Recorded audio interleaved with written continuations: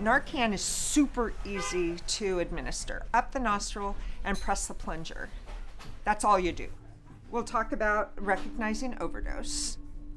The most obvious thing is they're non-responsive. Fentanyl lasts about 2 hours. Narcan only lasts 10 to 20 minutes. So call 911 no matter what. First responders will come, and then you've saved a life. I'm Michelle Leopold. I'm the mom in our mom and pop Ace Hardware stores. We have 6 in the San Francisco Bay Area. My husband and I have 2 beautiful boys. Parker, who is turning 21, and his older brother, who will always be 18, and that's Trevor. Trevor died from fentanyl poisoning in November of 2019.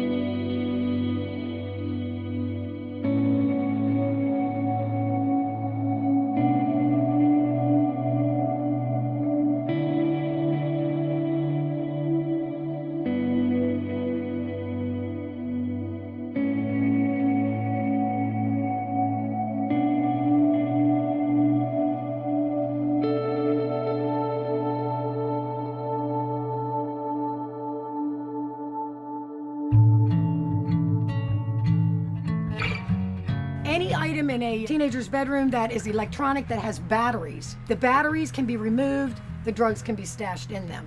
If you ever find a prescription in your child's room and it doesn't have their name on it, you have a problem. Okay, so you want to definitely sit down and talk to your child as to why they have somebody else's prescription in their room. My name is Sandy Mattingly, and I've worked for Sneed's Ace Home Center on and off for about 4 years.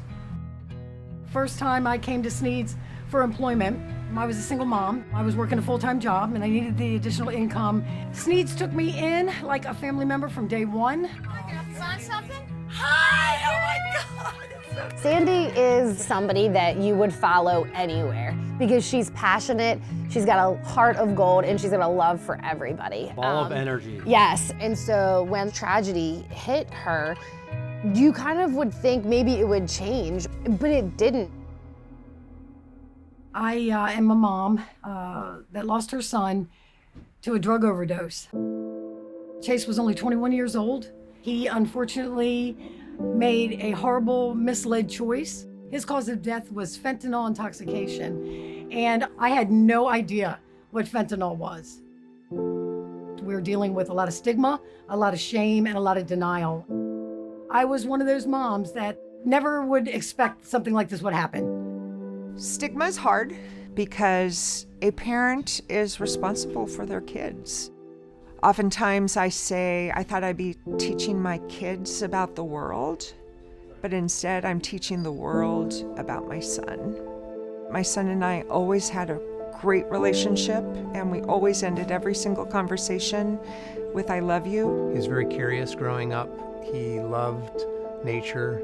He was always an adventurer. Skiing and skateboarding and snowboarding were his very favorite sports. He became a junior Audubon birder and could identify over 150 birds. Just loved animals. Trevor got accepted to Sonoma State, which we were thrilled for. He started his freshman year and was struggling. Unfortunately, he was experimenting with drugs. Trevor bought some blue M30 pills, which is an opiate. He used some on Friday night with some friends, and they were fine. And then Saturday night, before he went to sleep, he took 1 pill, and his friend who slept in his dorm room at college woke up next to a dead body. So I learned immediately that 1 pill does kill. They think they're indestructible, that they're gonna live forever because they're young. And I get that. Chase was very vibrant. He was humble. He was an artist. He was a musician. He was a kind kid. He had a lot of friends in this county. We had a great relationship, mom and son. We talked about everything. Upon losing him, I was angry at him. I was angry at society. I was angry at myself for not knowing. I needed to get the word out. I decided to establish a nonprofit to educate our parents, empower our youth, and promote hope and recovery. I saw that the DEA had a mock bedroom set up. I wanted to expand on that. I gathered a bunch of items from Chase's bedroom, and I did some research online to see where are our children getting this information on how to hide their drugs. And that's what the Hidden in Plain Sight exhibit is all about. It allows parents to come in and do a scavenger hunt, test their skills, see if they can find the signs of risky teenage behavior, and to see if they can find drugs throughout the bedroom. If you have a suspicion, do it. Yeah. Before you regret it. Yeah, before you regret it, before it's too late. You didn't have a chance. I didn't even have a chance to talk to him about it. Sure. Educating the parents and empowering our youth now. They must know. There isn't any community in the United States that isn't impacted by the prescription drug and especially fentanyl overdose epidemic, and that's absolutely true of Bay Area communities like ours. The night that Trevor died, I turned to my husband, Jeff, and I said, we can't be quiet about this.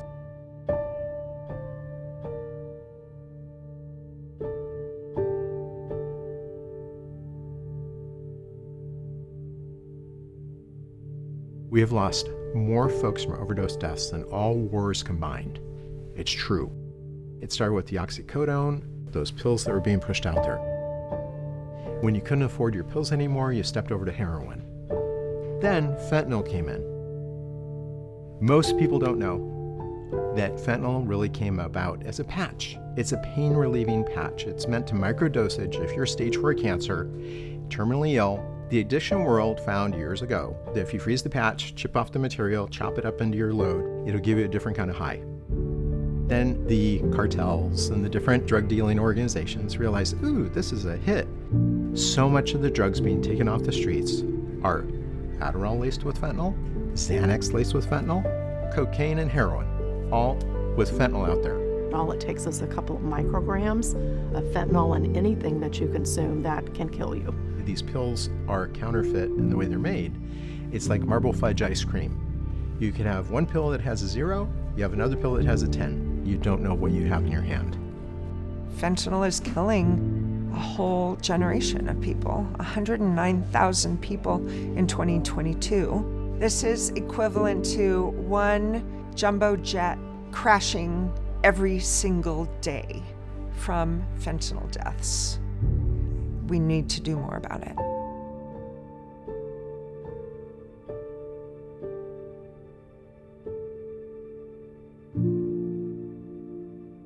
After I lost Chase, I came back to work for Sneed's. They knew about Chase's passing because they love me and I love them, and because Chase used to work here too.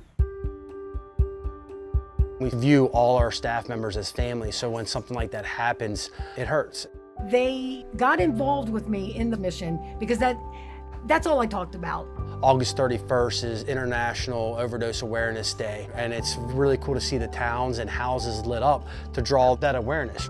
Not only would we donate or heavily discount these bulbs for them to distribute throughout our communities, we actually light up our stores.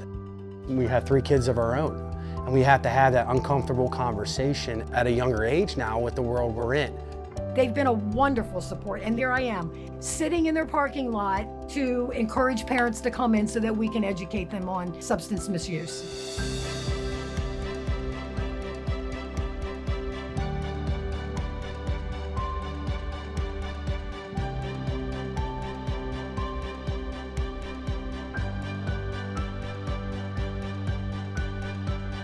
We have to get out there and we have to voice our stories. I advocate to whoever will listen. The awareness of fentanyl in the drug supply is so important. Michelle's an amazing person. She's very outgoing, loves working with people. Whatever she touches, she does 150%. My husband married me for my marketing experience. Michelle's always been very activism-minded. I think it became very natural for her to say, wait, how did I not know how big this problem was? If I didn't know, other people certainly don't know. In 2020, we were in the middle of COVID. I asked what was being done in our community for Overdose Awareness Day, and they said, "What's Overdose Awareness Day?" So we did a Zoom. The second year, we tabled, and I joined with community partners, and we went to 3 different locations, did overdose awareness training, and passed out Narcan. Mom Michelle Leopold knows the kind of pain that makes you pace the halls at night. When Trevor died, my world became darker. A darker world Michelle fights every day by trying to light up minds about saving people in the middle of an overdose using Narcan. Narcan, naloxone, is a miracle drug. You can have somebody who looks like they are gone, and then psh, psh, you put it up their nose, and then they come back to life. Inside the kit, we have 2 of these nasal sprays. People may need more than 1 dose to revive. And the really great thing about Narcan is if the person isn't experiencing an opioid overdose, it can't harm them in any way. So if you come across someone, you're not 100% sure that it's opioid related, but you have this tool to potentially save their life, it's better safe than sorry to administer it. There's no shame in learning how to use this and having it available. I would recommend that every household have this somewhere in their house, just in case. Last year, I told the managers of our 6 stores, I have this crazy idea. What do you think I teach our employees how to be first responders to overdose? All of them.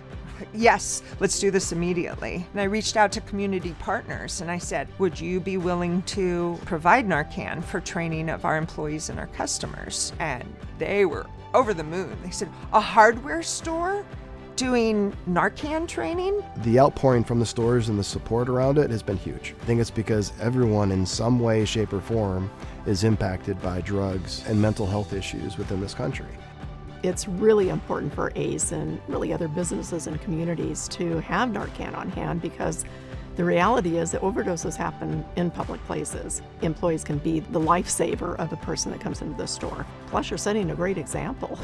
You're normalizing, so helping to break down that stigma, which is really important.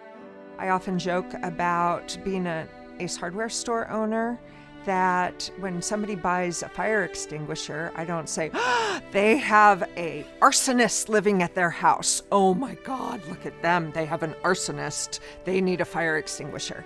That's not the case. We need to destigmatize Narcan. We need people to know how important it is to be able to save a life.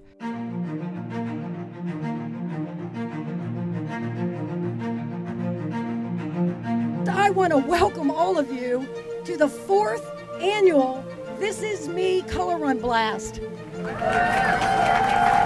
In my research, I found that we didn't really have any kind of activities that brought together our youth and our community and our families and our resources. The health department tries to get out there and supply information to the community, but people weren't coming. I think it was my son. He's raining down on me, Mom, I've got a great idea. We need a festival, we need a celebration. And the Color Run was established. Sandy Mattingly started the Color Run to bring families together with their children and to help them focus on being healthy and happy and substance-free. The benefit of recovery-related events such as the Color Run is to show awareness within our community, to show that resources are here and help shatter that stigma. I love Sandy to death, and she has been a huge inspiration. We lost my beautiful son to fentanyl intoxication. If you don't know about fentanyl, the reason for this event is to encourage our youth, empower our youth, because you're beautiful people, okay? And we celebrate.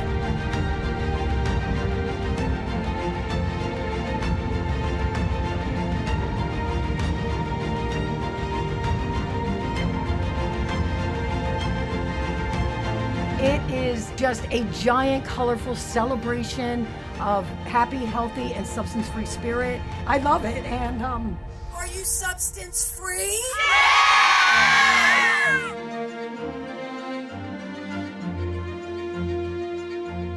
So when Trevor died, I was in the middle of chemotherapy. I thought, okay, this is it. I'm gonna be a whole different person. Your best one yet for Trevor and Parker Leopold. Ta-da! we have to learn to live with our grief. And the best way I have found personally to live with it is my empowerment to talk about my son, because he was wonderful. They all are. They all are. Somehow you got to find a reason to wake up every day. I do it for Michelle and Parker. And then the other reason you do it, you know, we got 160, 170 people working for you. You have to be able to find the things that keep you going. I talked about being in a cocoon and I didn't know how I was going to come out. What I think happened is I came out as a moth. My world is darker than the butterfly life I used to live when I had 2 boys on this earth. But I still see flowers. I still pollinate the flowers. I still can help the world. And I hope that by being a moth and sharing my darker story, that I can help other people from becoming a moth and stay a butterfly. We're going to do it. We're going to make change. So parents, reach out.